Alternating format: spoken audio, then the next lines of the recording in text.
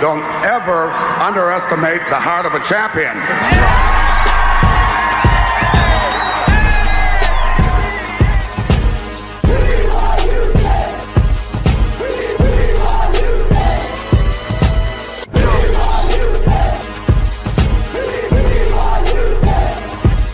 The Houston Astros are world champions for the first time in franchise history. Don't ever underestimate the heart of a champion.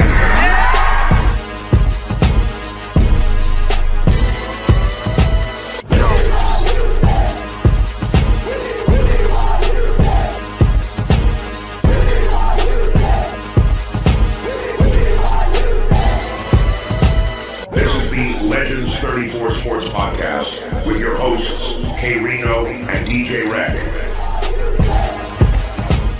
I guess we're starting off here in Legends 34 Sports Podcast. We're doing a little Zoom, guerrilla style. None other than K-Rino, myself, DJ Wrekk. I think this is episode 18.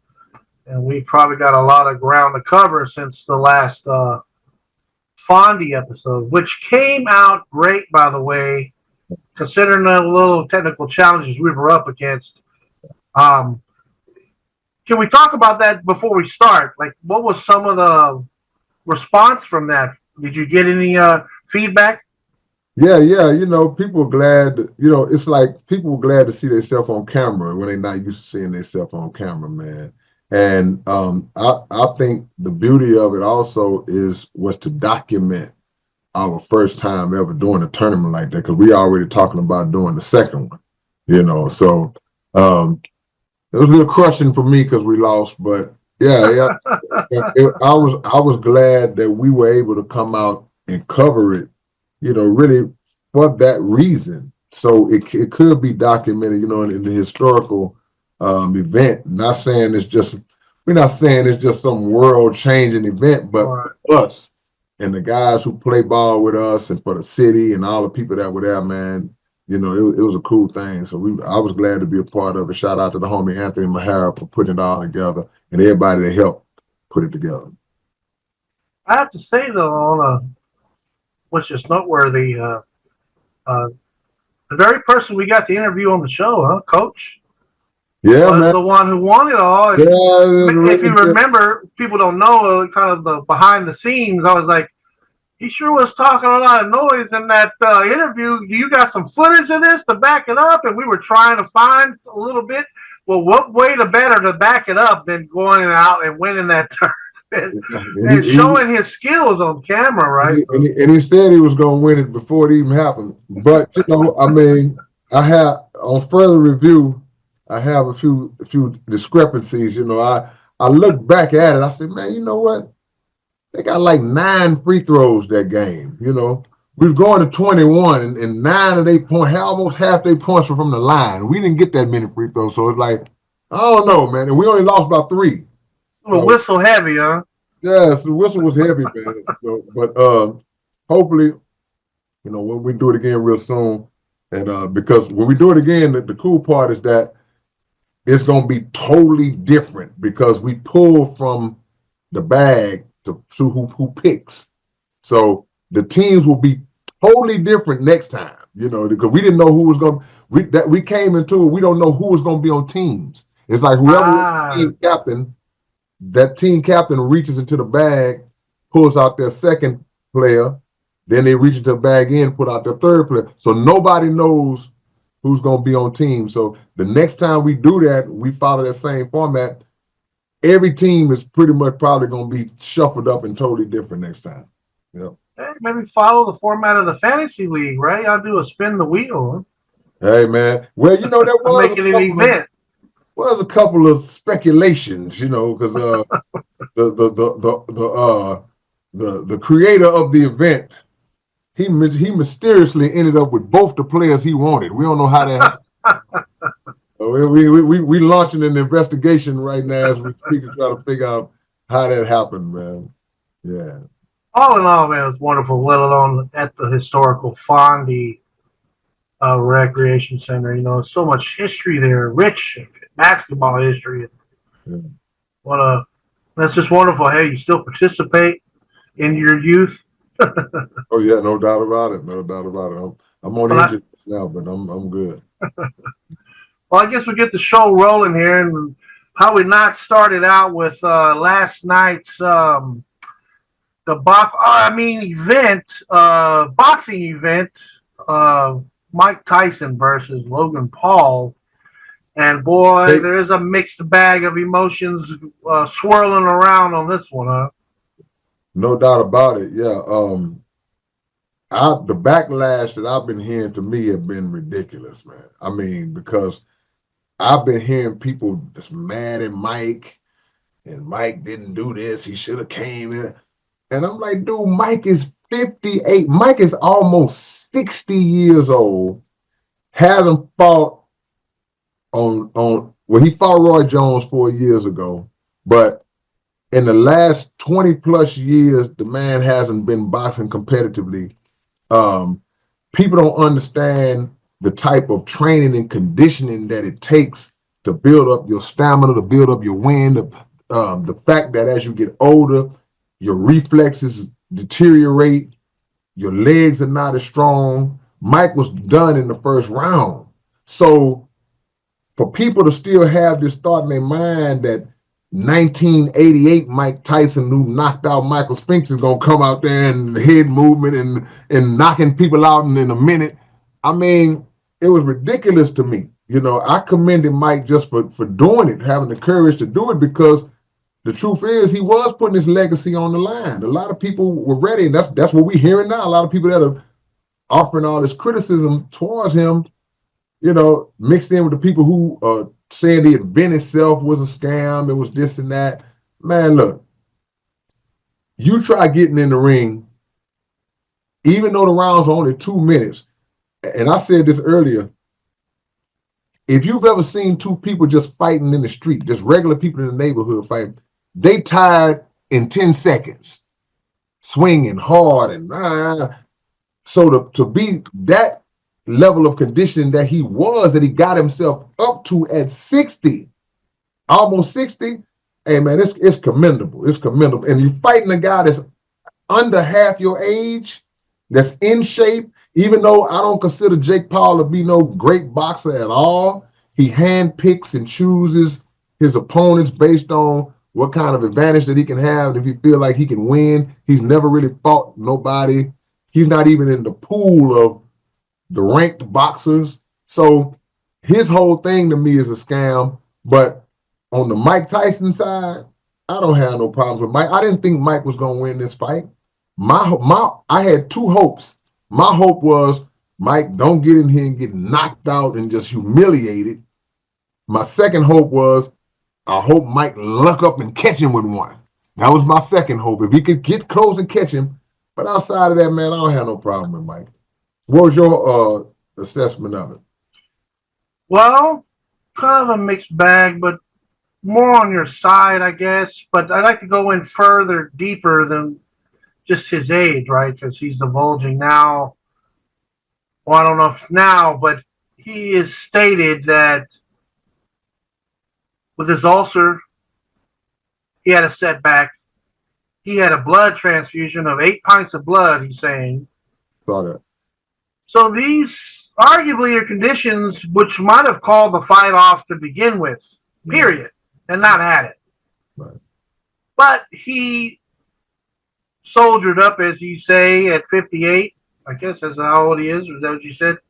Almost 60, and did it anyway, right? And I think the bag he's getting is about 20 million. I think Paul says he's getting about 40 million or whatnot, but that's expected. That's pretty much par for the course on an event like this. And I guess kind of where I guess I'm going to be my own devil's advocate here. So it's going to be a weird take on it. I know it's par for the course on events like this. Any combative sports since the beginning of combative sports, MMA, boxing, wrestling, that they talk it up. You know, before this fight, you know, Logan Paul, I'm going to kill Mike Tyson, and Mike Tyson, I'm going to kill Paul, murder him, and all this back and forth, put the talking all up, and everybody was like, Mike Tyson's going to knock Paul out. He's going to kill him, and there's no way he's going to lose to Paul. And now the fight happens, and it fell way short, evidently, of a lot of people's expectations.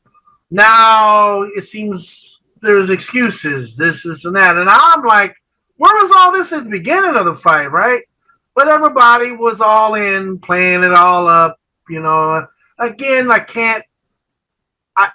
part of me wants to fault that, but part of me also is common sense that this has been going on since the beginning, man. That's how you promote a fight. Exactly. Right? Ali Frazier, right? They were buddies, but you wouldn't know that back in the day when they were fighting. Ali was talking mad shit against Frazier, and Frazier back to him, detrimental things, man, vicious things they would say back and forth, right? But at the end of the day, it's about putting on a show, which they did. And it's really about that gate, that money with the ticket sales, because they did it at AT&T Center, Jerry World, and talk about 100,000 people in there.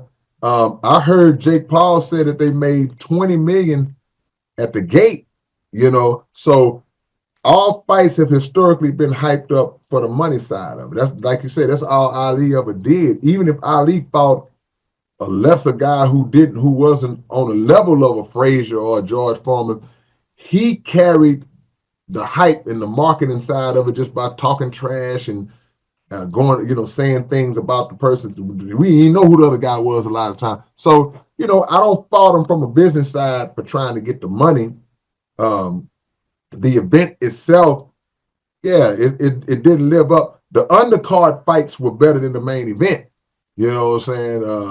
Amanda Serrano and Katie Taylor, that was the fight. And the guys before that fight was the fight. But yeah, man, but people are there to see Mike. They don't make no mistake about it. People come to see Jake Paul, but they come see him lose because he's so arrogant and talk so much when he really haven't done anything. But the fight itself and everything that you talked about earlier with the blood transfusion and the ulcer and all that. See, it reminded me of the fight. Reminded me slightly of Holmes Ali back in 1980 when Ali was on his last leg and he came out of retirement to fight Holmes, and Holmes in his prime. And when the bell rung, when the fight started, and anybody can go watch this on YouTube. The whole fight is on YouTube. When the bell rung and the fight started, Ali wasn't throwing punches. The whole fight, he wouldn't punch. He wouldn't let his hands go. And gonna find out later, they say Ali had taken some thyroid pills. He was trying to lose weight too fast, and they had an adverse effect on him where he wasn't sweating. He just didn't have the stamina. And that's what I saw with Mike. No legs, no stamina. You're not gonna let your hands go. You basically fighting. You basically in survival mode. You're not trying to. You're in there like, I don't want to go too hard because I'm gonna get tired quick. When I get tired, it's over. So, I'm not mad at the marketing behind it. You gotta do what you gotta do. Get the little 20 million, get your 40 million, and going on. But I am mad at Netflix. Because the thing kept busting. I was going to bring that up. Yes. I'm the Mr. Technical here, and I got actually some insight. A lot of people don't know, being the technical person I am, and that is Netflix got over ambitious, and that is, case in point, I have a larger TV, which I started watching on the Netflix, which is my TV, the big TV. Yeah. I can watch in 4K resolution. I don't know if you know about 4K resolution, but that is a beast of a resolution. Okay. Huge data. We're talking about picture frame size, right? Let alone bit rate. Again, you have to have infrastructure. You have to have a big pipeline, so to speak, to pump something like that out. Case in point, like Monday Night Football or Sunday Night Football on the NBC, they broadcast in what's 1080, which 1080 resolution is about a quarter or a fourth of what 4K is. Right. So think about that a minute. If you got 1080 resolution times 4, that's what 4K is. Netflix being an internet platform and their technical wizards got a little over ambitious and say, hey, we're going to broadcast this live in 4K. And they should have known better. Right. Because from the numbers I found, it's about 60 million people that watch this worldwide. But what they're not telling you is, right, nature of the beast. How many people were calling before the fight? Hey, man, let me borrow your Netflix account, bro. I can love it, right? All these people bootlegging it, so to speak, right? So you factor that in, you're talking about an enormous amount of bandwidth to pull off a stunt like this. Right. Well, if you were watching the broadcast like I was, and it kept freezing, kept buffering, kept freezing, until they realized this is not possible, they cut down, they degraded the resolution down to probably what 720, 1080, and the bit rate. That's why you saw when the fight started, and they kept it, found a way to keep the broadcast up. You could barely make out, like the titling on the ropes, right? To read stuff, because they had to do that in order to keep the broadcast up. They just could not facilitate such an enormous amount of bandwidth, man, that it requires to run something at 4K resolution. So that was a whole side shit show, if you would. That was going on, and a lot of people were upset about, talking about they don't cancel their Netflix account. And mind you, they got an NFL game coming up, or NFL games, and a WWE event that they're going to broadcast live. So these challenges are still there, and how are they going to tackle this? We'll see. But that was an element going on last night. If anybody wanted to get nerdy with me and explore that's what was going on. That's pretty interesting, man. Yeah, because I was like, man, y'all can't drop the ball like this, man. Yeah. You're trying to get into this space where you're trying to make people feel comfortable about your ability to carry an event of this magnitude that everybody is wanting to see. You got to have it right. You can't be playing around for whatever reason. So they got a chance, I guess, to learn a valuable lesson moving forward, and like, okay, they'll probably be more on top of it this next go round, But yeah, you can't play around like that, because when the undercards were on and it kept stopping, I was like, man, they need to get this right. Yeah. And then, to your point, magically by the time the Tyson fight started, I think I froze twice. You know what I'm saying? It was 2 times where it froze, and I found me a little lick because I watched it on my desktop computer, because my TVs wouldn't cooperate. I am so glad you brought that up, because I watch a lot of my sports on the desktop, these little underground streams, let's just call it that for now. But the Tyson fight was going steady. Right. While the actual Netflix account on my TV was pausing and freezing. Yeah. And I saw that as very strange, but I guess whoever is jacked in or hijacked the main Netflix stream to bootleg it out across the internet, or however that works, might have had a straight source or something going on. I don't know. I speculate, but I did find that strange. I don't know what made me think that watching it on the computer would make it run better, but maybe I just lucked up. But I was like, let me try it on the computer.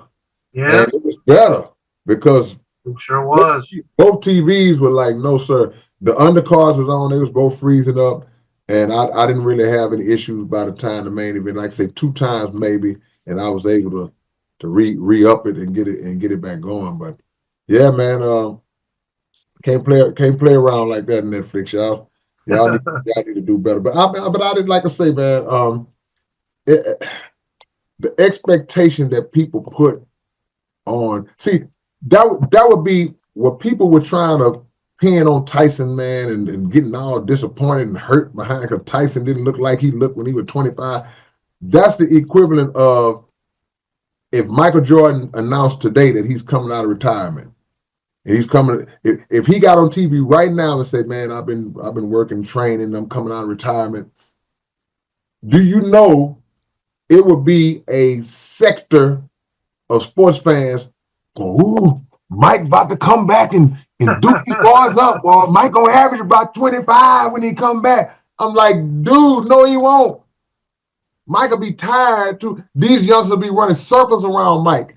It's just the delusional mind state we have that we love our legends. Okay, that's fine, but we try to keep them forever young. When they come back, it's a reason why they retired in the first place. If you saw Mike Tyson's first fight, last real fight, when he was in his late 30s, when he fought the guy McBride, I think that's who he fought. He slid down the ropes. He was out of there, and that was then. The Lewis fight, man. Oh. Yeah, but this is after the Lewis fight. Right. So the point is, you retire for a reason, So to think that a guy who was far past their prime when they laid it down the first time is gonna come back 5, 10, 20 years later, he's Mike gonna knock him out. They're like, yeah, you hope so, but realistically, nah, it was. But again, to be bad cop, good cop here, devil's advocate. Some of us were expecting the Roy Jones Mike Tyson to show up. That was 4 years ago. Well, you took the word. And he put up a hell of a fight. I was more impressed with Roy Jones, to tell you the truth, than I was Mike Tyson in that fight, because Jones took some shots from Mike in that fight. But 4 years is a lot when you're 54 years old, now 58. See, I'll equate it like this. Plus medical issues, like I brought up earlier. All that. But think of it this way. Think of a basketball player not named LeBron James, right? At 34 years old. That's a great player. That 34-year-old basketball player, he's still going to be a pretty good player. Kareem Abdul-Jabbar at 34 was still a really good player. All-star, really good player. Probably can get 20-something a game at 34. At 38, which is only 4 years later, not the same guy. Those 4 years, while they may not seem like a lot, the older you get, the more extreme that time becomes. From 20 to 24, you're the same guy. From 24 to 28, you're pretty much the same guy. But from 34 to 38, you're not the same guy. So from 54, which Mike was in a lot better shape, his legs look better, but you also got to factor in this too. Because I agree with a lot of the issues that he probably was having last night, but you also got to factor in something too. You're going to look different in terms of looking better when you're fighting somebody and competing against somebody that's closer to your age group. Roy Jones was 50 years old, 49, whatever he was when he fought Mike. So he's past his prime too. So if I'm playing in a 50 and up league, okay, I'm making still do some of the same thing and look the way I did 25 years ago because I'm playing against guys that are my age. Okay, we bought on the same level. But take me my same game now and I'm playing against a bunch of 23-year-olds, might not look the same. So that's what I got out of that with Tyson. Like, okay, yeah, them 4 years made a difference. But if Tyson fought Holyfield last night, we wouldn't be saying, we'd probably be saying they two old dudes, but it would be more closely contested probably because they both be out there looking, they both not be looking too good. But you can't fight a young guy that's in his 20s, in his prime, conditioning on point, still fearing the mystique of Mike Tyson. So, Jake Paul's camp was saying, hey, man, don't play with this dude. Hey, don't get in there thinking that this guy catch you one time because the power is the last thing to go. So I was hoping for a George Foreman moment, but Wasn't meant to be. Yeah. To end this out, closing the gap, opening the gap. With any combative sport is throwing hands like that. Yeah. I mean, hell, Mayweather's made a living off of it, right? Opening that gap from your opponent and closing that gap, that dynamic, and how fast you can do it. And last night was essentially two people on opposite sides of the spectrum, right? Mike Tyson ain't opening no gaps, and he damn sure ain't closing no gaps. He's pretty much going to be a sitting duck sitting there, whereas Jake Paul can at will get in, get out, and that's pretty much what we saw, So. Yeah, I mean, it is what it. Mike's legacy didn't take a hit to me. A lot of people saying it did, but his legacy didn't take a hit to me because even though he made $20 million, he had the courage to get in there and put his legacy on the line.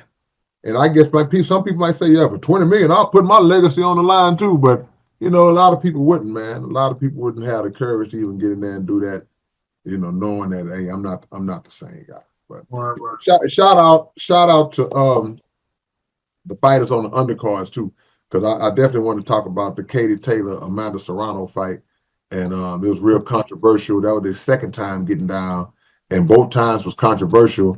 And Katie Taylor with the headbutt, yes, and split Serrano's eye open. But boy, they was fighting. Man. They was getting down, man. And I didn't know that they were that old, Right. Katie Taylor's like 38, Serrano's like 36, but they was fighting like 20-year-olds in there. But that was a tough fight and tough decision. Wouldn't mind seeing a third one, but they may have to get some different judges, man.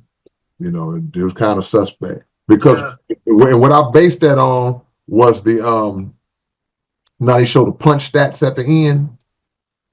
Serrano landed like 100 and something more punches than her, if I'm not mistaken. I mean, it was way up.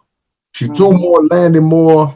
I mean, she scored more. So I'm like, you score. If it's not a knockout and nobody got knocked down, then clearly my brain would say the person who landed the most punches should have won the fight. But, the judges didn't see it that way. Right. Plus, it got a little gruesome. She gave her a third eyelid almost. And, yeah, she was. And part of that was the headbutting. I think kind of opened her up. And she got a reputation for doing that. What they were saying last night. They say like pretty much every fighter she fights end up getting butted at some point. So that's something they got to look into. Because I know a lot of these fighters have the. They say that about Holyfield. Like a lot of they have the ability to headbutt you, but without making it look like right. Which people know. Watch the boxing event, the second fight between Tyson and Holyfield. That's what led to Mike biting. That's what led to the bite. Yeah, that headbutt. Right? We got enough of it. Yeah. So the Rockets, man, been looking real good. They 9-4 at the time of this broadcast. And I can't remember the last time the Rockets was 9-4. Look, I'm a standings watcher, even though it's way early. But I looked up last night. I said, man, the Rockets number 3 in the West. Yep. We number 3 in the West, man. Man, them dudes, Amen Thompson and Tari Eason, the Terror Twins. Man, they have found something. And I want to ask you this, man, and tell me what you think about this. And if we get ready to go into part 2, we'll pick it up in part 2. We've seen a lot of individual awards in NBA. You got MVP and all that. We've seen co-rookie of the year in the NBA with Jason Kidd and Grant Hill. We've seen co-MVPs in the All-Star game, not in the regular season. What do you think about the possibility of co-six men of the year? Right. Because the way Amen Thompson and Tari, if they keep playing like this, who would you give six man of the year to? Now, I can't think of what's going on some other teams. Maybe Clarkson in Utah, who's won before. Maybe some other guys that's not on the radar I'm not thinking about. But man, I wouldn't know who to give it to if these guys are still at this level, man. Yeah, man, these two, man, off the bench. And to be honest, I struggle with that because, especially with Tyree Eason, right? To see the challenge he's been faced with as a young man with cancer, right? Wasn't it? Or scare last year, wasn't it? If I'm not mistaken. And to have this response and playing at this level off the bench, I want to know your thoughts. If he was on another team playing 40 minutes, dude, he'd be an all-star, arguably, right? Or, I mean, that's the challenge that this coaching staff has. Well, even if not all-star, definitely candidate for Defensive Player of the Year. Yes, without question, what you just said. His hands are amazing. He'll rip these dudes, man, like it's not nothing. Don't bring the ball across half court, man. He's gonna take your lunch money and go the other way. How many times we've seen that this year? Like every game, he's taking somebody's lunch money at half court. And it's not an accident. He sets them up. Yes. He sets them up. And I didn't know he had big hands. He's got real big hands. So Udoka said he reminds him of Kawhi Leonard. Yes. You know, and that's a real good comparison, especially on the defensive end. Now, he may not be as polished as the players as Kawhi as far as getting his own shot, but he's shooting like 40-something% from the three-point line. He's making layups this year, because last year, Tari used to tee me off because he missed so many point-blank layups. He's finishing better. So, yeah, man, I mean, at some point, it's going to be hard to not start both of those dudes. Yes. But the way it's working now, you keep it like it is. I agree. Don't fix it if it ain't broke.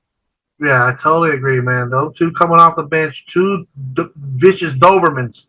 He employed those out off the bench, man. It's gonna send fear to any team, man, especially your ball handlers. Yeah, and then you factor in the kind of defense that Dylan Brooks plays. Yes. You know, so they got 3 legit dogs on defense, you know, because Dylan Brooks really still carries the majority of the load as guarding the other team's best man. So, you know, got to give him some credit too on that defensive side. But, you know, if the rest of the guys kind of follow suit behind it, if Şengün can become a better rim protector, if Jalen can look at how Amen Thompson and play and know that he has the ability to be that same kind of player with his athleticism, you just got to get effort. Man, they could be dangerous, man, on defense, on the defensive side. It's also worth of notoriety. You're looking at standings. How about the stats? The Rockets currently are 3rd in the league at holding opponents to a little around 104 points a game, which they was able to hold court last night against the Clippers. I think it had 104 or whatever. And they are 1st in the league, right? This is one of the best stats I love with teaching young people about basketball. In rebounding at almost 60 rebounds a game, or I'm sorry, I'm embellishing here. I think it's almost 50 rebounds a game. They lead the league. I think it's 49.7 or whatever. And for young people, again, they're watching this possibly, that's the foundation. That's how you play defense. Get the ball away from the opponent. And that's where it starts, is rebounding. And offensive rebounding, too. They top team in the league in offensive rebounding, too. And I commend the coaching staff on that. I mean, to preach the gospel. That's what they have bought into, playing defense, holding the points down, getting the basketball away from the opponent, whether it's rebounding, stealing, block shots, right? Man, and then you got all this athleticism and speed running the other way of breakaway dunks, alleys, open layups, right? Open threes. You got them young greyhounds and horses. You got to let them run, you know. And I got love for Fred VanVleet, but sometimes he slows the ball up. He slows them up. Yes. That's like, man, let's go. Come on, man, let's go. Quit playing around. You know, them young horses want to run. And he kept the ball come trotting up. Hey, you got to give the program, Fred. You know, I rock with Fred. I rock with Fred, but, you know, you can't slow the ball up, man. It's a time for that. You know, it's a time to go into your sets and slow down, and, you know, but for the most part, got to run that ball down the other team's throat, man. And picking up with the Rockets, man. It's also of notoriety. You notice this, huh? Cam got moved down to the G League, and they kept Reed Shepherd up on the bench. What are your thoughts on this? I don't have a problem with them keeping Reed Shepherd up. He's the number 3 pick. I do have a problem with them sending Cam Whitmore down. And the reason was, okay, we're going to send him down because he's fell out of rotation. We're going to let him go to G League where he can get more playing time. Now, granted, he haven't been playing his best ball to start this season now. He's like, I think got like 1 3-pointer the whole season. Haven't really been looking like he looked when he came in last year. But man, he's too talented to be in the G League right now. Just too talented, man. Find a way to get him some more minutes, coach him up a little bit harder to make him do whatever it is he may not be doing. It may be defensive lapses, certain assignments that he's not. Because, Udoka ain't going to play around. He don't care what you got going on. You're going to have to be disciplined. But they brought up the guy McVay. And I don't know if you remember the guy McVay. He hit like a game winner. Yeah, he's a shooter. Yeah, he's a shooter, but he's not Cam Whitmore. So in my mind, I'm like, this scares me because it makes me feel like it may be setting the stage for a trade at some point to move Cam Whitmore because you got to remember, Tyson missed a lot of time last year. And that by default was going to give Cam Whitmore a lot more playing time. So now you got Tyson doing what he's doing, and it's kind of knocking Cam out the rotation because Tari got to play. He's getting down on both ends of the ball. So Steven Adams is in the rotation when he plays. I'm scared they're gonna trade him, man. Yeah. And I hope I'm wrong. I hope I'm wrong. I don't want to give up on that kind of talent because I can tell you like this: if they trade Cam Whitmore, and if he goes somewhere where they need buckets, where he'll get some minutes. Say he goes to the Wizards. You ain't tell me he's gonna start there? Yeah, let me see. 6'7", he could play the 2 or the 3. And if they go small ball, he could play some 4. So you already got Jordan Poole at the Wizards, unless he's part of the trade or something. I'm just making up stuff. Right. You got Kuzma over there. They got a couple of guys. But, yeah, you can use him as an example. The Wizards, a team like that. Man, that dude going to get 20. Yep. 20, 22 a game. And I always viewed him as an eventual main rotation piece for the Rockets, but it was disappointing to see them send him down to the G League, man. He got work to do on his game, but you got to force his minutes. If it's me, I would force his minutes, man. Maybe, like you said, some behind the scenes we are not aware of, or we don't know what's going on with the coaching staff, or he's not X's and O's, or he's not playing the type of defense they're expected of him. Again, we can only speculate, but it was something of notoriety that he went down and Reed stayed on the bench. I thought it was going to be the opposite. Yeah, and like I say, Reed may spend some time. He may end up in the G League at some point. Who knows? Just for a stretch. Who knows? But right. Number 3 pick overall. It's happened, but not typically. Right. And Reed Shepherd's been playing decent. Reed haven't been like, oh my gosh, this dude is a bust. Oh Lord, please take him out. It ain't been that kind of game. He comes in, he doesn't come in. He still kind of plays passive the way he like, I'm playing just so I won't mess nothing up. Right.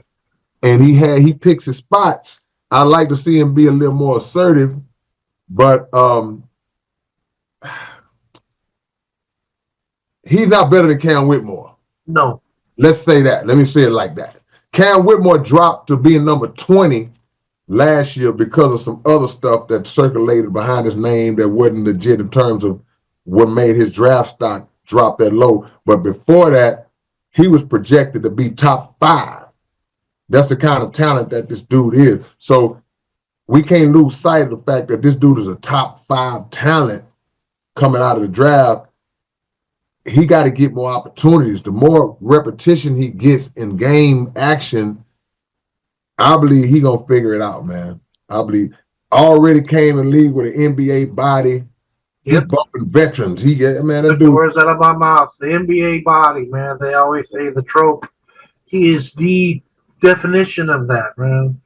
Probably You said the man can play the 4 position. Yeah, it's probably some defensive some mental parts of the game that he lapsing on, mixed in with because if you lapsing a little bit on defense or you missing some assignments here and there, it can be covered when you scoring. And last year he was scoring at a high clip based on the minutes that he was playing. This year his shot's been off. His scoring is down. Like say he only got 1 3-pointer and just up until he got sent down. So, when you're not producing in your strength, then everything else under that is a weakness. G League. But why waste time bringing the other guy up though? See, my theory is you might as well keep Cam up. If you're gonna bring McVay up, what's the purpose of that? Mm-hmm. What's the purpose of that? So, I don't know, man. I don't know. It's a little perplexing, and another thing of notoriety, again, is coaching. Jalen Green, which we love criticizing or praising, and this year's kind of been up and down. He's had some really great games, and then other games not assertive. Maybe he gets some 9 points here and there, but the Rockets are winning. It's a winning formula. It's more of a balanced effort, right? From, you got 6 players in double-digit scoring. Like, maybe this also has factored in what we just got through talking about, why I decided to move Cam down, right? This is kind of the recipe that they want to have moving forward here, let alone, like, we talked about this previously, how, Cam coming for your job, Jalen, you know what I'm saying? He had that fire, lit upon him coming off the bench. That was last year. Towards the end of last year, he really turned it up. Not so much this year, yeah. Right. So, but I just said if they were losing, it'd be a different story, right? Yeah. But they are winning, like you said, 3rd in the Western Conference. Yeah, 13. Wow. Yeah. You know what I'm saying? Small sample size, but let's compare the last few years where they were. See, this is how you put in perspective. 13 games in prior to Udoka, because I think they were 6-6 last year at the 12-game mark. But the Steven Silas years, 13 games in, we was already done. We was already thinking about, okay, well we can get a top 3 pick, and it was 13 games in. Now they're number 3 in the West, even in a small sample size. It's going to go up and down. The West so tight, man. And let's not forget something I always agree with you about this. Losing games they should have won, like the Charlotte game, right? San Antonio game. They were up big, and then the Golden State game. Yes. They came back from 31. What could the record really be, right? This is what the record should be. Because that's a good point you just made up. They should be 12-1. Yep. They got blown out by OKC, so that's a loss. But they should have beat Charlotte. They should have beat San Antonio. They came back from 20-something down to catch up to San Antonio, but they couldn't should have won that game. And they came from 31 down against the Warriors. I'm glad you brought that up. Took a lead and lost in overtime. So they could easily be 12-1 right now, which would be the best record in the West right now. So, looking at that gives you some optimism, but I like some of the quality wins that they've gotten this year. They beat Dallas in Dallas. They beat the Clippers twice, even though I don't think the Clippers are going to be a good team this year. They beat the Knicks, man. They beat the Knicks. You know, the Knicks haven't got their stride yet, but the Knicks was in the conference finals last year. So, and now they added Karl Anthony Towns and Mikal Bridges. So they got some quality wins so far this year, you know. And remember how bad the road record was last year? Yep. They already got 3 or 4 road wins this year. So, yeah, I don't see them staying in the 3 spot, but if you can lock yourself in around at 6 and not get caught in that little play-in part right there, you know, because the Clippers are gonna fall. The Clippers are falling off. Now, when Kawhi gets back, if whatever, maybe Minnesota so far taking a step back. You know, these are 2. Dallas is going to improve. Dallas is down low, but they're going to get better. But a lot of these teams, man, a couple of teams have dropped, which opens the door for the Rockets to make the playoffs this year. True. And knowing that we have this limited time on the Zoom, I still want to go on the NBA here, and because you mentioned these other teams, I don't want to forget. And one of them is the Thunder. Are they for real? They're at the top, right? Again, I think they finished with the best record in the West last year, right? Yeah, if I'm not mistaken. Yeah. And now Holmgren's went down, but she was having a really great year up until the injury breaking. I think it's a hip bone, or I think he broke. Some of the pelvic. It was a bad fall. He'll be gone, a couple of months? Yeah. Yeah, he'll be back, but they for real.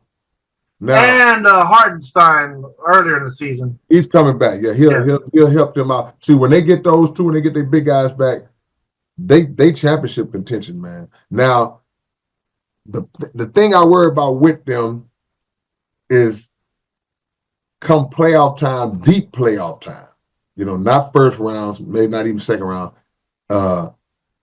If they get to the conference finals or the finals, are they going to have enough scores to match a Boston? You know what I'm saying? See, because Shai Gilgeous-Alexander, Jalen Williams, Chet Holmgren, that's your top 3. Now, one of those top 3 are down. Who else scores for them? They got the guy Isaiah Joe. They got guys who can on a given night, kind of like the Rockets, but you know, I would worry about those guys in a playoff scenario against a team like Boston, who got guys like Derek White and Drew Holiday, and you know, that can really lock down and score at the same time. You know, you got to have D-Day, man. You got to have about four guys, man, to really consistently score. Which I can't help but mention after we just talked about this. Thunder go make a trade for Cam Whitmore. Well, You're gonna tell me he's the perfect fit for what they're trying to do? Yeah, well, who they gonna give us? Some more draft picks, man. I don't want no picks. Yeah. but you know, but that's the thing. First of all, I'm not trading Cam. I'm definitely not trading. If I do trade Cam Whitmore, to the East, he going to the West. Yeah, he don't come back to bite me. You know, we'll see him twice a year. You know, because I'm not sending him to be just like Harden. They sent him to Brooklyn. It's like, no, you're not going to a team that you can potentially be the cause of us losing. Nah, but I don't want to trade it, man. I hope they don't move it, man. I really do, man. Me neither, but we'll see how that plays out. Other notoriety of here, again, I got these little bullet points. The Cleveland Cavs are 14-0. Are we buying this? Is this for real? It's definitely for real. They lead the league in points scored. They lead the league in point differential. A couple other statistics of notoriety. You got to look at the team they beat. Man. The team. See, I don't care what the situation. You don't win 14 straight games, and you're not a really good team, especially to start the season. Right. You know? And I got to interject. Go ahead. And absolutely mollywop the Warriors. Yeah, that's my point. Yeah, see that's why. Were they up at 40 at one point or something like that? I mean, am I embellishing here? That was totally annihilation. And did Steph play that game? I'm not sure. Yeah, okay. Might have not have played, but Don't matter. still, holy crap. If you got a team by 40 and their best player didn't play, if their best player played, you still won by 20. Right. But my thing is with Cleveland, people don't understand that outside of Donovan Mitchell, that nucleus been together about 3 or 4 years now. With Garland, Jared Allen, Evan Mobley, that other kid, Okoro. And so you throw Donovan Mitchell in that, and they figure out this chemistry. Hey, man, that's a dangerous team. Remember the year the Rockets started off 15-0? Yes, he did play. I had to look it up. Curry played 24 minutes at 12 points. Okay, so see, that'd make it more impressive. So if they win another game, they will be tied with the Rockets for the second most wins to start a season, which is 15. They did Right. in 93, 94. Golden State, of course, won that 20-something straight and broke the record a few years back. But no, they for real, man. You got two big twin towers, so they got the defense on the interior, and you got the guard play. They got everything they need. They got a guy named Max Strus, that's a shooter, that he not even back yet. Yep. You know, he haven't even played yet. So now the bench is going to be stronger. So man, Cleveland for real. Cleveland, a lot of people pick the Knicks to be the team that would challenge Boston, and they could still be, but I don't think the Knicks bench is deep enough. You know, Yeah. I don't see nothing. Now they got some guys coming back, like the big guy Mitchell Robinson coming back and Achua coming back, but I don't think they bench is deep enough, man. Yeah, Cleveland is for real, bro. They for real. Again, we're going to see how this plays out, but so far so good. Although also a couple of things here of notoriety. The Spurs, our thoughts with Popovich, I think they have now revealed that he had a stroke. A mild stroke, yeah. Yeah. So, and I was telling my wife the other day how, you know, that the 7 degrees of Kevin Bacon, right, in Hollywood, the 7 degrees of Popovich, right? How many coaches, staff, management have been under this man or worked with this man? I mean, this dude is one of the core pillars of this league for a long time, let alone the Spurs organization and all the success they had. And, you know, how many coaches from his tree are actively working right now? Exactly. It's like a lot of say, well, yeah, he could. His tree is still popping right now. Even in the WNBA. Yeah, yeah, Becky Hammond, yeah. So yeah, but that's how that's the saying, you can tell a tree by the fruit that it bears, you know. That's it, man. But I will say this, he needs to retire though. Time to shut it down. He don't have nothing else to prove, you know, because he closing in on 80, bro. Yeah.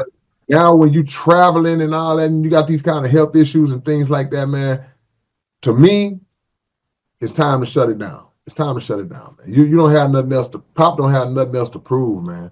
He coached Wemby a good year up until this point. The whole year last year, he got a chance to, man. They call me crazy, right? But Jason Kidd did it, right? Yeah. You already got Chris Paul there.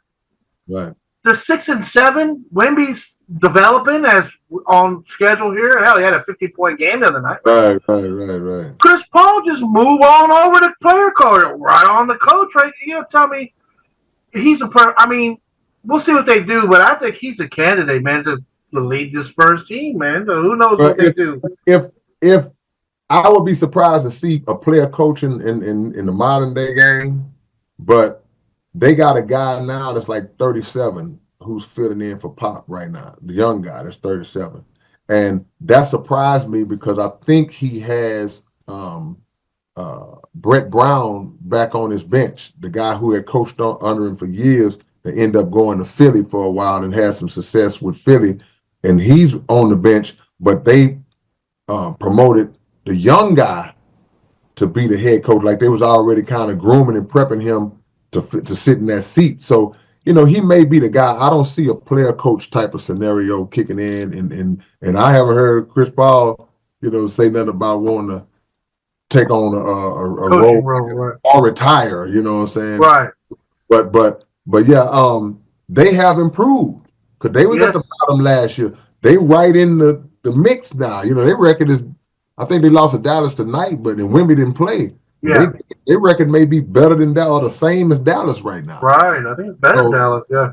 Yeah, so at the end of the day, I want to see Pop retire, man. It's like, dude, it ain't worth it. I know, his wife passed a few years back, and sometimes you just want to stay active and have stuff to do. But when your own health starts to become a problem, travel is never easy. Especially the older you get, man. It's like shut it down, Pop. Shut it down. Right. But other teams have got a couple here. Of course, Lakers are now, as of tonight, 9-4 under the plumber J.J. Redick. And they have sent Bronny down to the G League, and Dalton Dalton Connect. Yeah, Connect, he had a good game tonight, actually. I think 24 points, whatever. He's really fit into their system.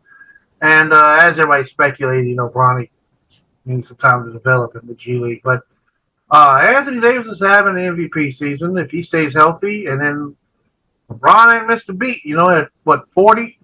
Yeah. 4 straight triple-doubles Right. in the last 4 games outside of tonight. But tonight he hit 2 big clutch shots down the stretch and got the win. I think Bronny is back up, if I'm not mistaken. Really? Well, yeah, they just took him out for a spell, but I think, if I'm not mistaken, he's back up.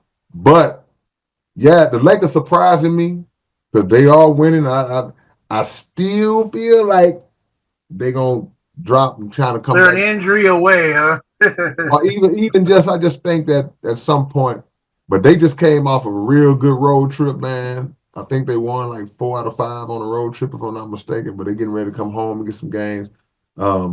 Anthony Davis is the key, like he always is for them. If he's the foundation and he getting the job done, then they got a chance. But the West, like they say, the West is westing. It's doing what it always do, man. It's congested and it's tight. And it's going to be like that all year. It's going to be a bunch of just parity, going on all year long, man. So every game counts. They got this in-game cup thing going on that I hate, but I hate that thing, man. I hate it. But, it's making guys play a little harder, making teams play. Now, did you hear about this? This crap. But the All-Star? Yeah, man. It's just 3-on-3 half court, like Bondi. Yeah, they trying what kind of tournament are they talking about? Yeah, but see, and it's so stupid because all this is to try to make guys who make $30 million a year play hard in the All-Star game to compete. And why should we have to create a gimmick to give them the incentive to compete? It's like that's ridiculous to me, man. Every time any conversation come up about the All-Star game in the NBA and how non-competitive it is, I always think Hold on just a moment. Yeah. We're recording again. Yeah, yes.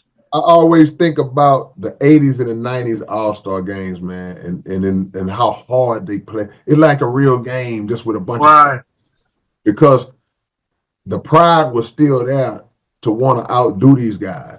But, man, that's just gone, man. It's gone. But I won't lie to you.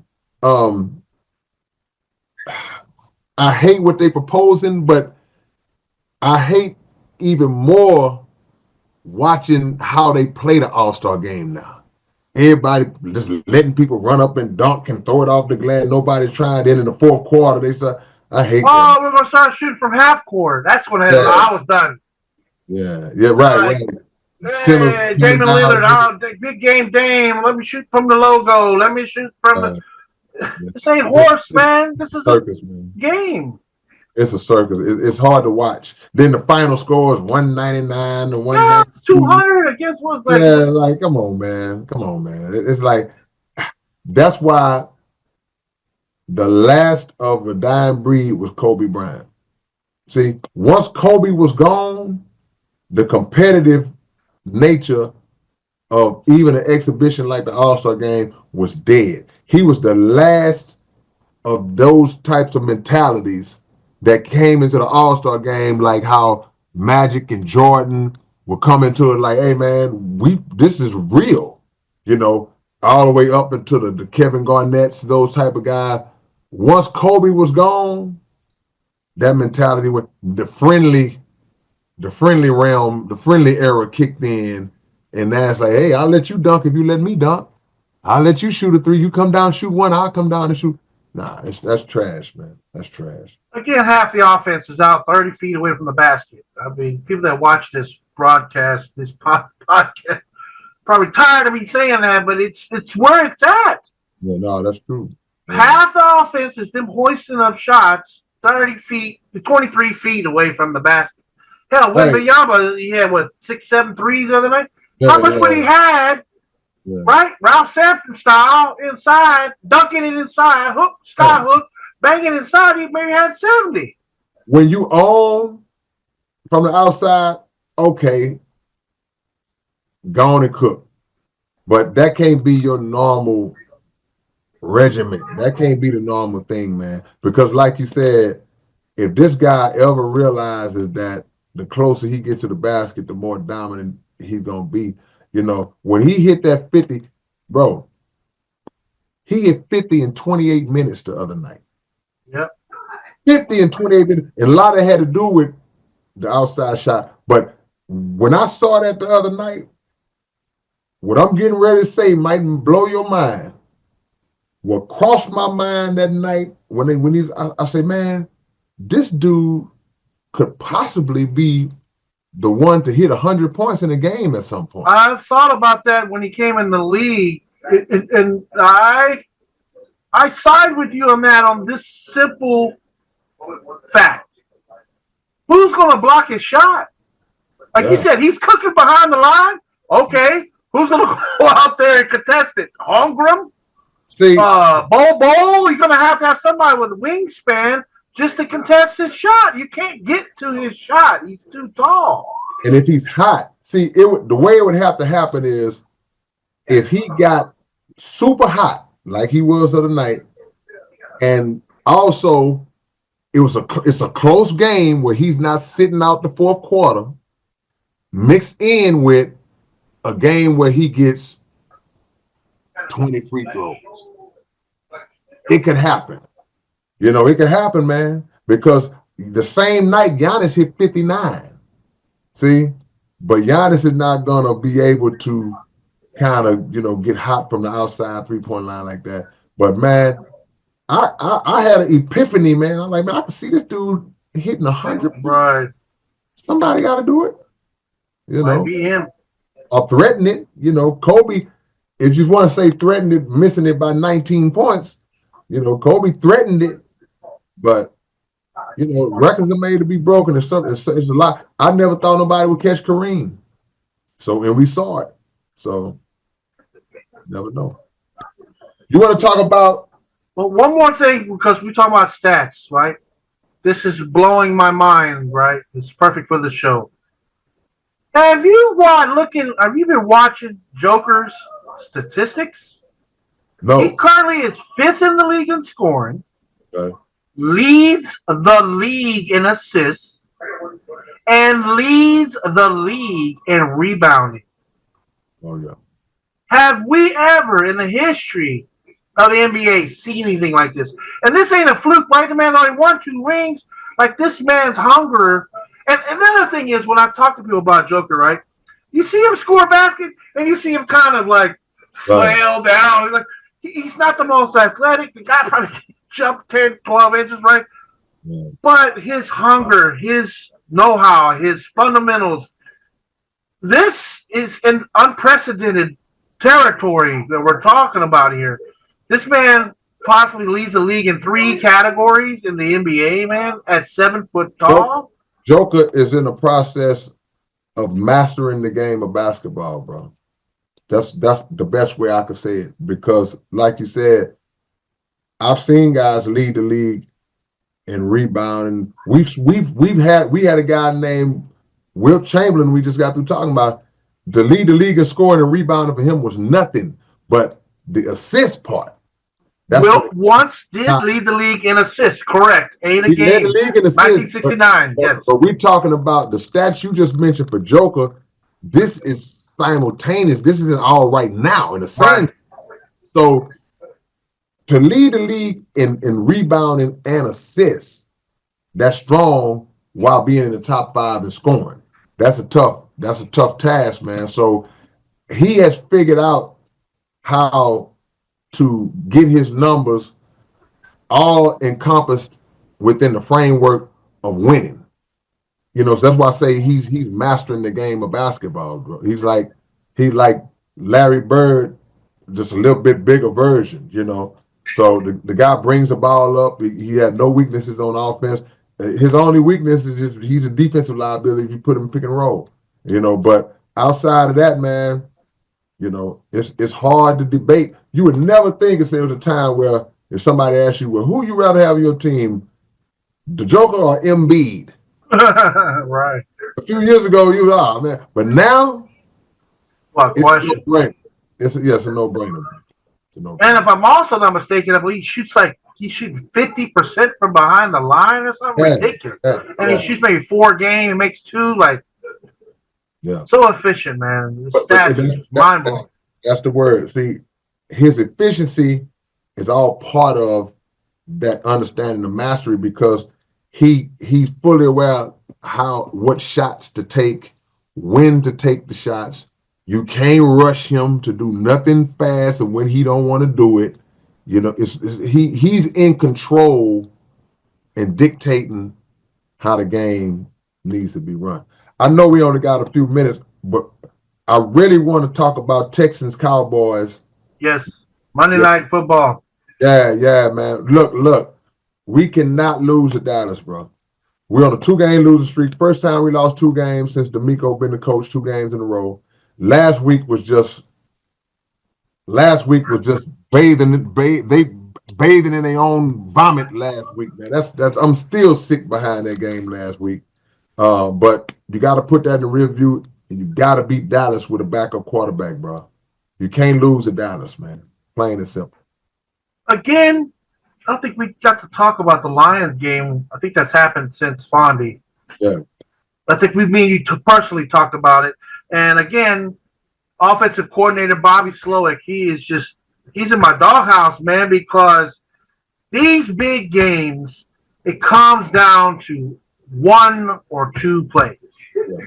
Like in the Lions game, not the Lions game, I'm missing one. Anyway, it was a big game, and it got down near the goal line, and they had a penalty. They got down on the 5-yard line, and all of a sudden, like, Agumbawale was on somebody's fantasy team. They put him in the set out of nowhere, rolls him out on the flat, and they blow that play. And it's like, man, you got to put it in the end zone. That's 4 points. They have to kick the field goal, and they end up losing the game by what? 2 points. I think it was a Packers game. I think it was. So here we go again. Might have been the Jets, yeah. Oh, you're talking about the Packers game, yeah. Right. Here we go again. Lions. I know you saw the play that I saw, that everybody saw. Tank Dell in the end zone, wide open.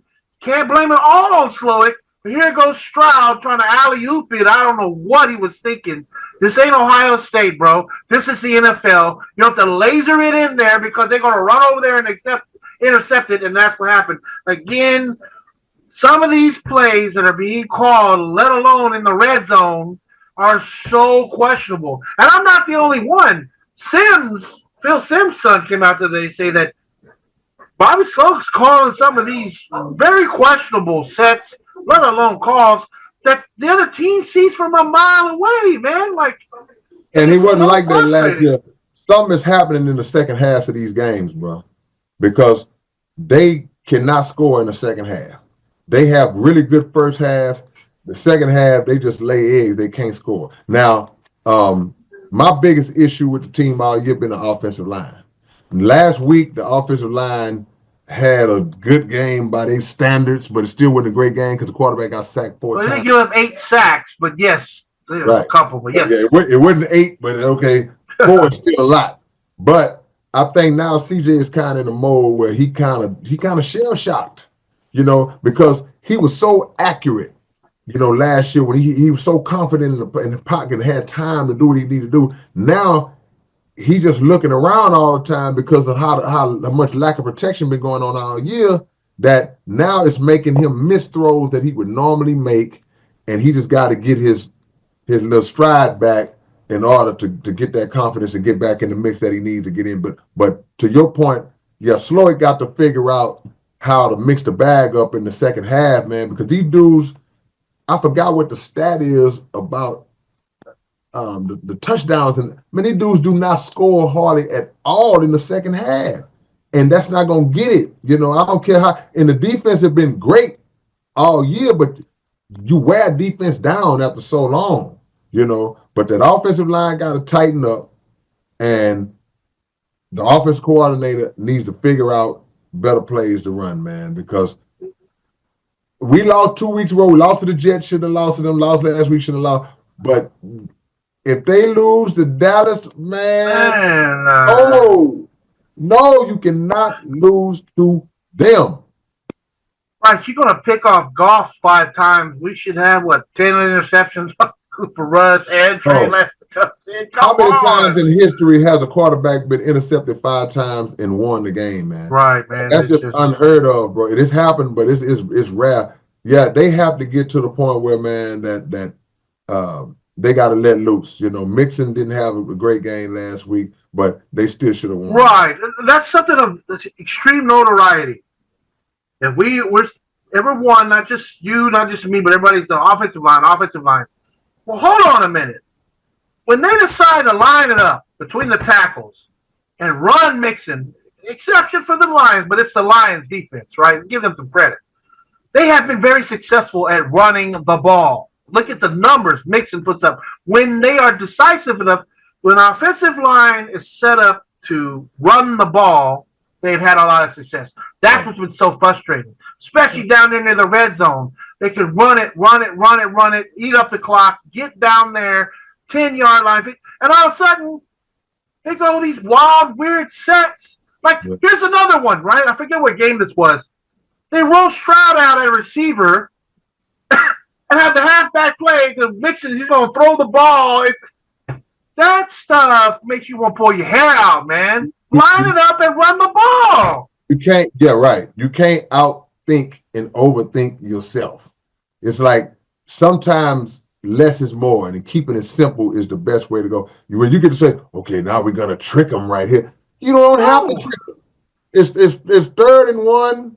Just hand the ball to your running back and get the touchdown. If it don't work, then you live with it. But we're gonna do a freak flipper. No, man, just keep it simple, man. Keep it simple. Right. That stuff's been so frustrating. Again, coaching staff, not so much D'Amico Ryans, but Slowick, I think, shows his age, and he's not even 40 years old. I hate to pull the age card, but it seems like it shows. Like you just said, let's get cute here and let's do. No, man, you ran the ball down here. Let's run it into. That's the other thing. If they could not run it in the end zone and score touchdowns, I'll shut up. But we've seen times when they do that and they run it into the end zone. Mixon's one game, I forget what game he had 2 touchdowns that one game, all running it in, right? Mm-hmm. So that's what's so frustrating, man. That's why you signed the guy. We want Stroud to throw the ball. He's very good at that, but the pass protection is just not there, right? Yeah. So, and I want also notoriety. Here the Jets get 8 sacks, make Stroud look like that, make offensive line look like. But now you play the Cardinals and get blown up and make little Pomeranian. I'm sorry, that's what I call him, man. He's a good quarterback. He's a little dude, but they make him look like Steve Young. Yeah. So my deal is. Regardless of what happened last 2 weeks, you can't change it. It's over with. It's over. But, man, this game Monday night, boy, y'all cannot lose a doubt. You cannot lose to a second-string quarterback. Cooper Rush, you cannot lose this game. I don't care if they playing it on the moon. Right. And I'd love to see them just go ahead and play a complete game, both halves, but don't lose. Right. Even Dallas fans are, I'm sure, would love to beat us, but we end up beating them 56-3, which I hope is the score. Hell, 56-0. Yeah, really, right. Dallas fans, I would hope if they got common sense, would probably expect that to happen. I mean, because if we come out bragging, oh, we're the best team, they're going to say, no, man, we ain't got all the pieces, and Dak was out, and we were struggling with injuries. And win is a win, man. and we got pieces out, too. Right. Is Nico playing this week?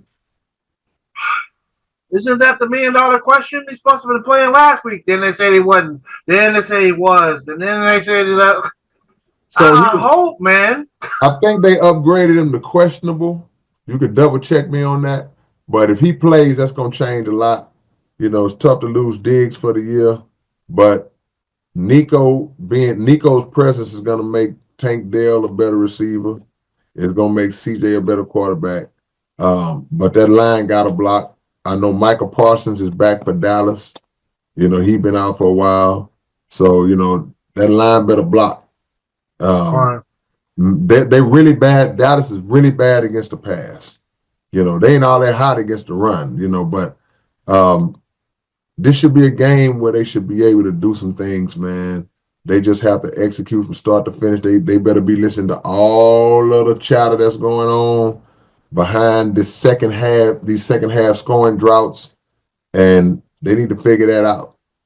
Because if they don't, like I say, they've never lost two in a row in the D'Amico. They can't get to the 3, and they are not in a big of a runaway position in this division as they could have been in already had they not blew 2 or 3 games this year. They sitting at 6-4 in probably the weakest division in the league. Man, you got to create some space because the Colts are kind of like right there. We really ain't got to worry about Jacksonville and Tennessee. This part of the schedule that's coming up is going to be real important because if you can get Dallas Monday, I think they got a couple of division games coming up. I think they got Tennessee and Jacksonville coming up. So you could easily be 9-4 3 weeks from now. You know what I'm saying? And that puts you in the driver's seat to win the division, probably get a home playoff game as time goes on if you don't lay an egg down the line. Right, man. And this, again, the AFC, NFC are 2 different beasts here with, Chiefs pretty much right now they're undefeated, right? What can you say? They badly getting by, but they win. If it's a blocked field goal, it's a blocked field goal. Yeah, right? It's every week something happens to make them win. But that's good for the records because what's going to happen is, if they finish strong and they get a bye in home field throughout, it's going to be hard to beat them. So it would have been cool if they were more closer to the pack to where that home field thing is kind of up in the air. The Texans got a home playoff game last year and they won it, and it basically came 2 wins away from going to the Super Bowl when you just look at reality. So you got to win your division and may not get a bye, but you might get a home playoff game again and then you have to go on the road and try to win 2. And that's hard to do, but you got to get in that position first. And we mentioned this on previous shows, man, especially the Fondy show. You got the Ravens lurking, man. I mean, yeah, you got Chiefs. You got the Eagles look great. Lions are impressive, and yes, the Ravens give up a lot of yards. I acknowledge that. But the way they hog the ball, the way you got Henry can run it. Yeah. Lamar can run it. You got the tight ends. I think it could be their year, man. And I hate to start, going out on a limb like that, but They really look impressive, man. No, I agree. I'm picking. It's They good. play the Texans week 17 or 18, and that is going to be a real litmus test. Yeah, good test. But I agree. Everything we just said, all the complimentary stuff we just got through saying about Kansas City, I'm picking Baltimore to beat them this year. Oh yeah, I'm right there with you, man. Because with that Derrick Henry acquisition, that changed everything to me. So come playoff time, you got Derrick Henry and you got to worry about Lamar taking off, man. I mean, that could be the difference as far as ball control and time of possession. You know, keeping Kansas City defense on the field a little longer than they like to be on the field. I mean, you know, if it comes down to them two. But yeah, I think Baltimore is now. I won't say they get to win it. I mean, on the NFC side, like I say, a team like Detroit or whoever could, but I think they're gonna get out the AFC this year. And if they don't, and if Patrick Mahomes beat them again, I'm just gonna be like, man, I'm just gonna tip my invisible cap, bro. Right. And it's worth honorable mention. Mike Tomlin and them Steelers, man, you got Watt. And we all sat around and questioned this whole Justin Fields, Russell. But looks like this dude knows what he's doing, man. And I think they're worth mentioning, man. They're a formidable foe to the Ravens, to the Chiefs, to the NFC, the Eagles, man. I mean, or the Lions, but I'm gonna tell you what I've been dealing with. And it's the Steelers, right? Yeah. Yeah, Mike Tomlin always puts his team in position to win. Great coach. Yes. But and I was laughing because I thought about this the other day. I was like, man, Pittsburgh have only had 3 coaches since I've been alive, bro. Yep. You know, as far back as I can remember, Chuck Noll. That's it. Then Bill Cowher, and now Mike Tomlin. They have 3 coaches, man. But what I was saying, what I've been dealing with, because I got into an argument with some guys at the gym. Shout out to Chaz, my homie at the gym, and Mike. But I was telling them in the summertime, I said, no, I say Dak Prescott is a better quarterback right now than Russell Wilson. This in the summertime, because I'm basing Russell Wilson on his last 2 years in Denver and how he looked in Denver and his last year or so in Seattle. So they go, no, Russell Wilson better. I say, I'm not talking about overall. I'm not talking about all time. I'm talking about right now. I would take Dak. So now Dak gets hurt. They having a bad year before he got hurt. And Russell Wilson comes in and he's looking better with Pittsburgh now. But my argument was, dude, they was 4-2 when Russell Wilson came and got the starting job. Yep. Justin Fields was 4-2. So while you could make the argument and say, well, yeah, he's more experienced. The offense is running a little bit better. They're scoring a few more, getting a few more yards. Okay, cool. But we're not going to act like they was 0-6. And then Russell Wilson came and just took over and turned it around. You know, that was my beef with them. And I still stand on it. If Pittsburgh got a defense, they're well coached, and pretty decent balance as far as, you know, the run game and with Najee Harris and in the passing game. But yeah, they right. That's the team that you got to be leery of too when it come down to it. You know, right. My dream would be for us to beat them in the playoffs, and I can go back and brag and talk trash to my homeboys who was propping up Russell. Yeah, man. But we'll see how this plays out. Monday Night Football, man. I'm right there with. They cannot lose against Dallas, man. We never hear the end of it ever. Ooh. Oh. I had to move to. You know how the wrestlers used to say back in the day, if I lose to him, I'll leave the United States for 90 days. I have to leave the United States for 90 days if Dallas beat the Texans Monday, man. Yeah. But I do want to talk about the MLB, well, the Astros briefly, because of course my daughter's a big baseball nut. We talk about this. Talking about trying to keep Bregman here, and after a Gold Glove season on third base, saying they want to move in the second to try to keep him. Yeah. There's something I'm missing. It's just so perplexing to me. Like, has he come out and said, "Hey, I don't want to play third anymore. I've had a drop off." What drop off? I mean, this dude's arguably the best third baseman, defensive wise. If you move Bregman the second, what do you do with Altuve? I guess you move him to first. Again, this is perplexing. I wouldn't want to have a guy that short playing first base. I don't understand. When those high throws come from third, I would over his head. I mean, yeah. I'm right there with you, man. It doesn't make sense why this is such a bargaining strategy to keep him here in Houston, unless it's something. Who said that? What did that report? His agent is saying that Bregman is willing to move to second if he stays here in Houston.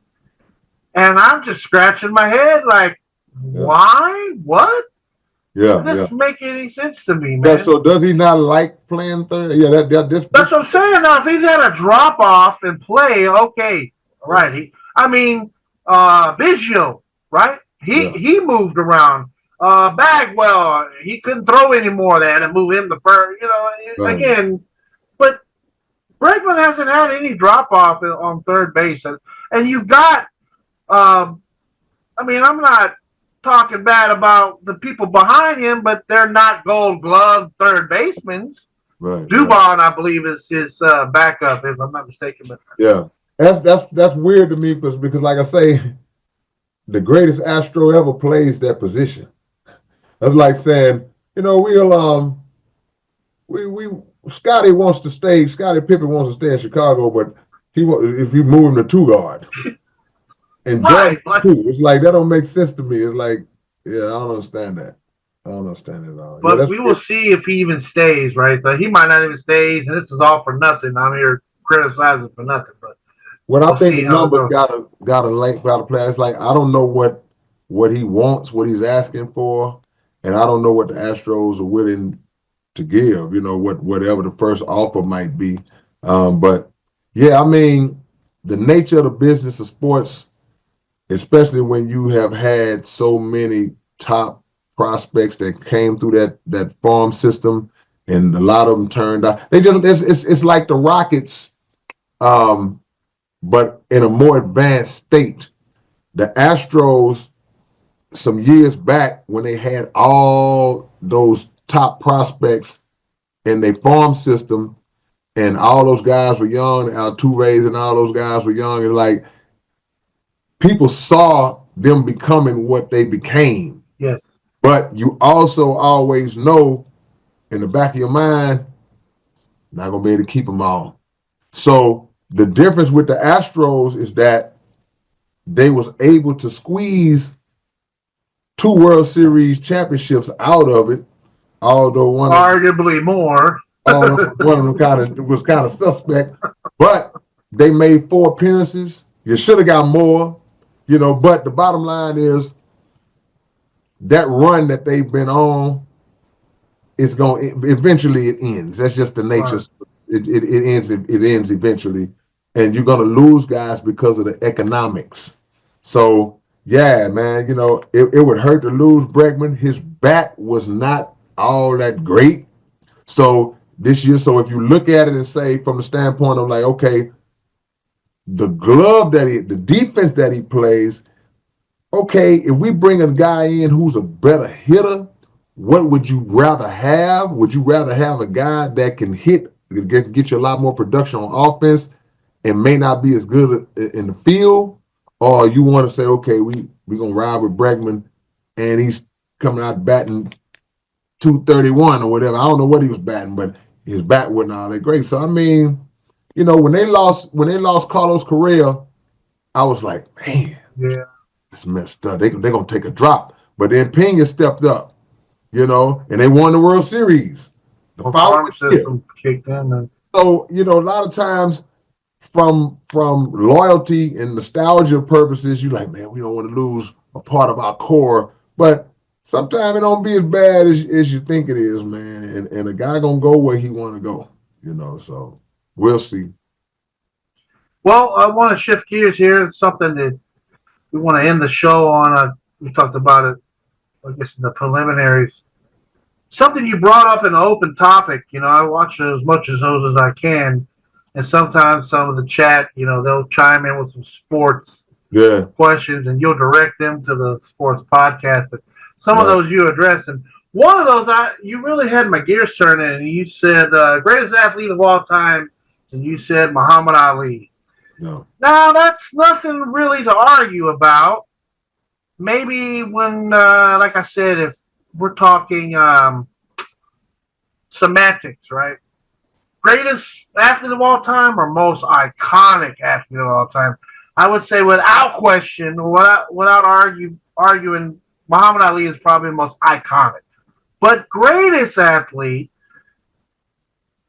sometimes it begs the question, what are we considering greatest athlete? And when it comes to my mind, I think longevity, like who can compete at a highest level for the longest tenure, right? And that sent me down the rabbit hole. And my findings, which is why I've brought this up, was quite interesting, right? And first of all, I came up with a spreadsheet here of 40 different athletes, I guess you would say, of honorable mention, right?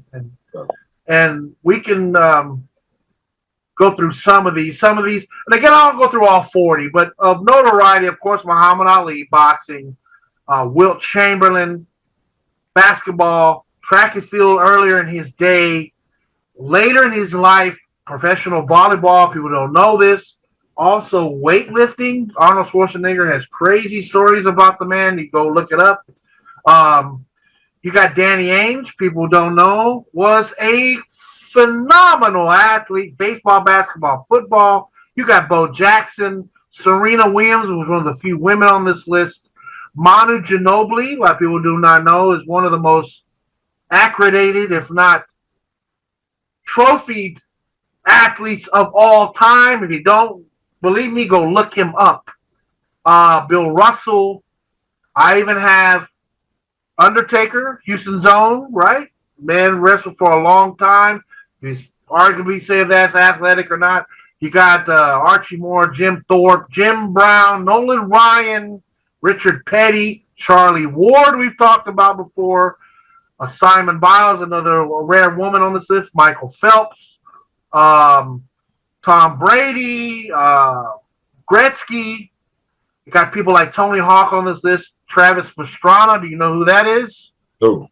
He's an extreme sport, right? The man jumped out of a capsule from space, if I'm not mistaken. Oh, yeah. He done all these stunts with motorbikes, bicycles, you name it, right? Cars. Anyway, you got Deion Sanders. Yeah. Jack Johnson, famous boxer, revolutionized boxing as we know it. He's also from Galveston. Julio Cesar Chavez, right? The amount of wins this man had under his belt. You got George Blanda, which they say was one of the first multi-sport athletes of his time. You got Mark Henry, wrestling, weightlifting, world's strongest man, on and on and on. Here's the ones that shocked me, right? Number one. Who's heard of Stanislaw Kowalski? Track and field, running, multi-sports, right? Here's the kicker. This man started at 104 years old. Yeah. Throwing the discus, shot put. Started running marathons at 104 years old. Like, wow. Another one, Gary Player, who is a golfer, but the man has won 160 professional tournaments over 6 continents, over 7 decades, right? Another one, Rickson Gracie. If people don't never heard of this, everybody's heard of Hoist Gracie, right? Who made a name in the UFC when it started. Well, people don't know his brother, Rickson, was doing the same across the pond. This man, they say, has over 450 matches under his belt, right? But all in all, here's the one No, I'm not saying he's greater than Muhammad Ali, but if we're talking about greatest athlete of all time, something that's never nobody's radar, Jack LaLanne. Oh yeah, Jack LaLanne This was in man the is the game for a reason long we time. have gyms, right? Workout gyms, facilities. This is the man who started it all, right? And if Exercise people king. don't know, here's a feat that'll boggle your mind. At age 70, handcuffed and shackled, he towed 70 boats carrying a total of 70 people a mile and a half through Long Beach Harbor. Mm. This man competed in bodybuilding fitness for a long period of time, right? So it's again, it comes out to semantics and what are you saying, greatest athlete? What are the credentials here? But maybe there's some that I missed, or since we're having this discussion, I wanted to know your thoughts on this. Yeah, greatest to me is all of that, the totality. Because you got, first of all, being great in your craft. That's number one. You got to be great and accomplished. You know, that's what's going to set you apart. But one of the main reasons I chose Muhammad Ali is for global impact. Yes. Just influence and the impact and the inspiration that he triggered throughout the world. The fearlessness, you know, taking on the United States government the way he did, standing up for his religious beliefs, speaking out against the Vietnam War, and then finally being proven to be right and vindicated, you know, throughout losing it all, you know, and willing to do that, then getting it all back, you know. Ali inspiring children of all ages, races, people of grown people, you know. So Ali is head and shoulders above them all, in my opinion. Now, of course, Michael Jordan, you know, Michael Jordan, but strictly from an athletic standpoint and the business side of it, you know, the pop culture, even though Ali is included in the pop culture side of it too, because he was ahead of his time with the personality. And, you know, if Ali was in a social media era, my gosh, you know, but same with Jordan, but with the Jordan brand and all, you know, Jordan's number two. But you lost me at Danny Ainge and Richard Petty, you know. Just because a guy played two sports, or could have. Danny Ainge got drafted in baby. He's not even top. He's nowhere close on my list. Right. Richard Petty is hard for me too, because I know I'm gonna get in trouble. I don't call race car drivers athletes. You know, you're in a car driving. I know it take a lot, and I know they gonna get me for this one. But I can't put them in an athletic sense.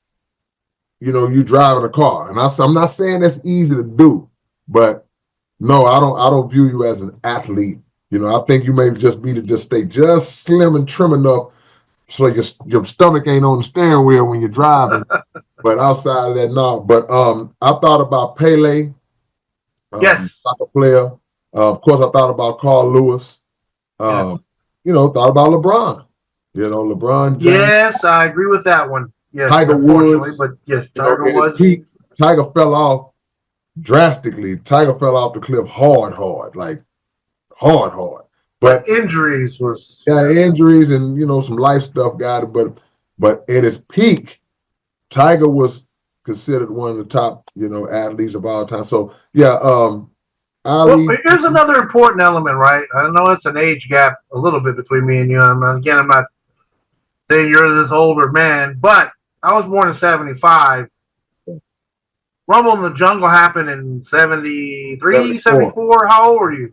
I was 4 years old. I was born in 70. Now, is that something you personally watched even at 4? No, or a little, you got a little older. I saw it later on when I was old enough to kind of be interested in boxing. I probably saw Rumble in the Jungle for the first time in my teen years. You know, probably my teen years when ESPN would start showing the ESPN, when they had ESPN Classic back in the days, and they would show stuff like that. That's how I got a lot of my history on stuff that happened before my time.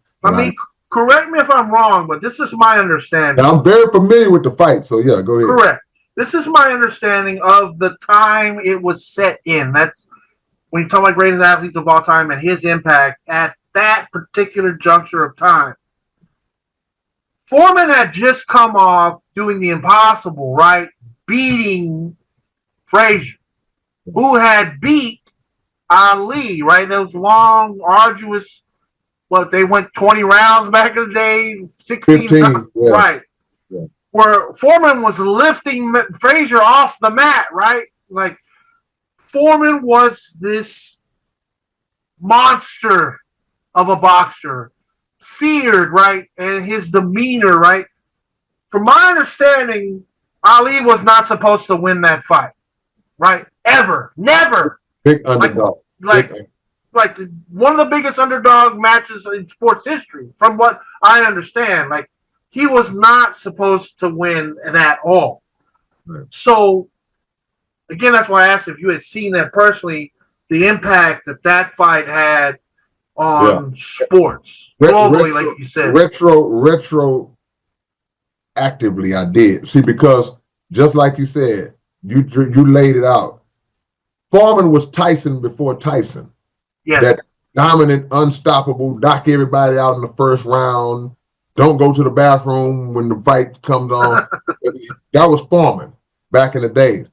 But not only did he just dismantle Frazier, who was undefeated, heavyweight champion at the time, like I said, that beat Ali. Frazier was untouchable, but he had also destroyed Ken Norton in 2 rounds. See, so all of these top heavyweights that had went the distance with Ali, fought Ali, and just were top ranked, already greats of all time, Foreman running through them like wet toilet paper. So it was only natural in people's mind that Ali is next. Well, he gonna complete the set. He gonna end. This is gonna be the guy to end Ali. But that again adds to Ali's greatness because Ali was smarter. He was like, I can't slug with this dude. No. You know. See, Frazier's style was tailor-made for Foreman because Frazier comes in, just he puts himself in harm's way the way he fights, and Foreman's too big, too powerful. Norton boxed a little bit, but he ain't cutting. Ali was like, that ain't how I fight. Ali on the outside, bang, sticking and moving, fast hands, smart, thinking the fight, and he upset. He repeated history because 10 years before that, he did the same thing to Sonny Liston. Ali fought Sonny Liston in 64. Another man he was not supposed to beat. Huge underdog. May have been a big underdog against Sonny Liston than he was against Foreman because Ali was just coming up. They thought Ali was crazy. It's like, dude, this crazy little young dude talking out. They didn't take him serious. But so Ali just was special, and he was a scientist, so he knew what it was going to take to beat Foreman. And that's what separated him. That's what separated him. And it's funny when you watch Frazier fight Foreman the second time, because they fought again. And Frazier tried to, if you watch that second fight, he tried to dance and stick and move kind of like in an Ali style, try to give a different approach, but he couldn't get away from his style, and Foreman did the same thing to him again. So Ali has had too many iconic moments. That's what I judge by too. It's like how many just memorable, iconic moments, legendary, insurmountable feats that you have carried out in your life. Nobody topping Ali. Not no Michael Jordan. None of them. Because Michael Jordan, my issue with him, he don't stand for nothing.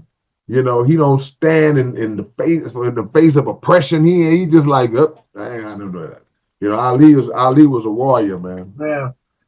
No, it's of note that you say that because if you Google greatest athlete of all time, Michael Jordan's on like every list. Number one. I noticed that. I'm like, I don't agree with that. And this is a person, if people don't know this, Legends 34 Sports Podcast, my own son, Jeffrey, is named after Michael Jordan. Yeah. Michael Jeffrey Jordan. Right. I had Jordan posters on my wall. Yeah, Jordan this, Jordan that. Jordan was my hero growing up, without question. Of course, I got older, and this thing came along called the internet, which showed me, there's this other guy named Will Chamberlain. Yeah. Look at these stats. All around athlete. Will Chamberlain is probably bar none all around because he could do multiple things. Now, in the same way we talked about Mike Tyson earlier, having the courage to get out in that ring last night and not be afraid to fail, I give Michael Jordan credit for that when he went to play baseball. Because he wasn't great as a baseball player, but he was on the path. He turned out to be decent by the time he left. Yes, that is correct. Yeah, so he proved that he could be okay. I can do this, but it still showed that it's levels to it because you named Bo Jackson and Deion Sanders, who were pretty elite in both. Correct. So in that regard, they're just as great or better athletes than Jordan, and as far as when you talk about two sport, because they were great in both. Bo was elite in both. Deion was elite in both, all-star in both, champions in both.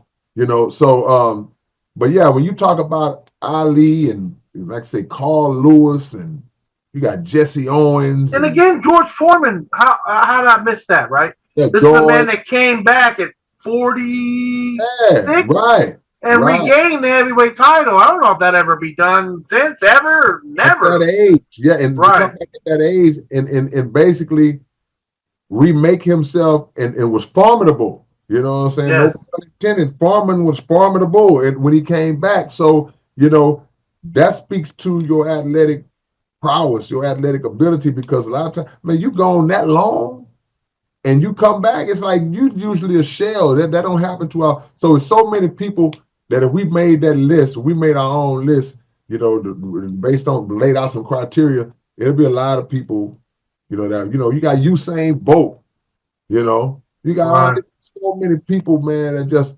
amazing athletes like that, man, that just, mastered their craft. So, yeah, but when you get that, when you start talking about that top 5, that top 10, that top 5, ain't nobody ever moving Ali out because you got to do what he did outside the ring. You got to match what he did outside the ring when many of them can't match what he did inside of the ring.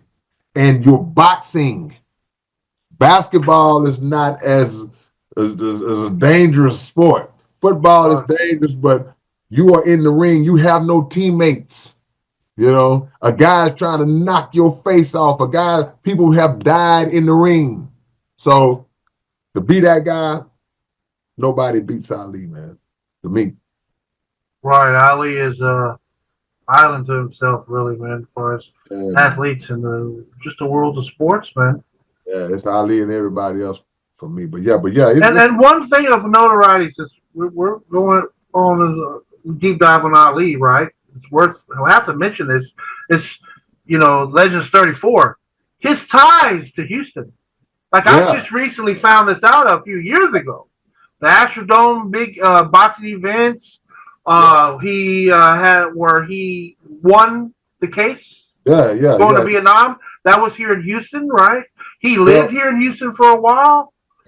Right. I mean, I think they convicted him down here.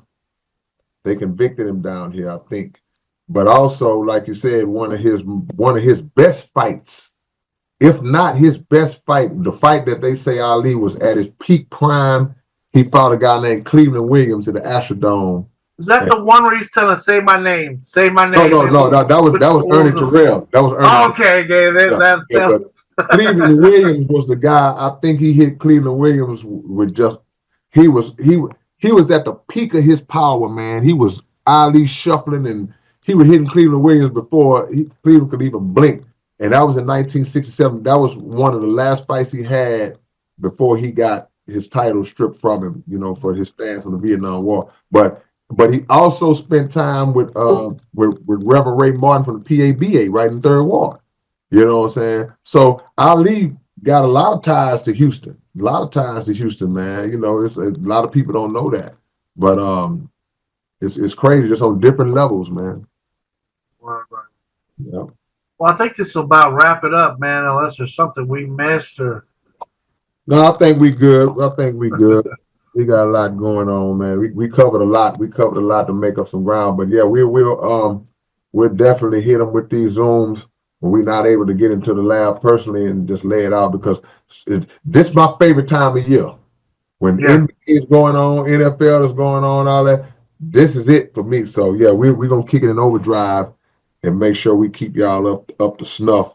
And any types of events that happen right in the moment, you know, we'll hit y'all with a Zoom and to make sure we cover it, man. And I believe as we speak, we got a few minutes here. Let me see.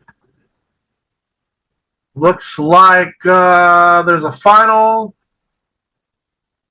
KO in John Jones. John Jones retains the title with a third round TKO. Don't ever underestimate don't the heart of a Still the baddest champion. man on the planet, huh? So we don't lose. We don't lose. Well, that's awesome. That's a great way to, I guess, wrap this up. I guess till next time, K-Rino, DJ Wrekk, Legend 34, subscribe, drop a comment. Next time. Peace. Yeah. The Houston Astros are world champions for the first time in franchise history. Don't ever underestimate the heart of a champion.